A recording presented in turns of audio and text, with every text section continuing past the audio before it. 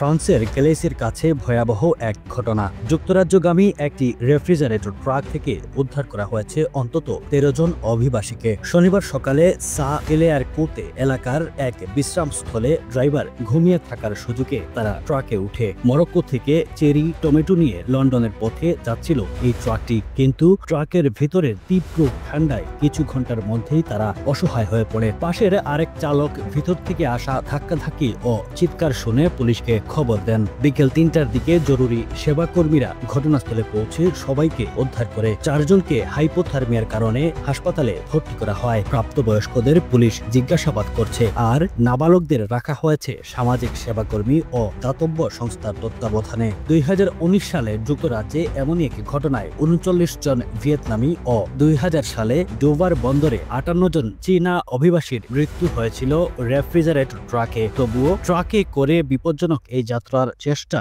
এখনো অব্যাহত রয়েছে। Running a restaurant? Your food deserves the spotlight. Currywalla Media. Let's make your food famous.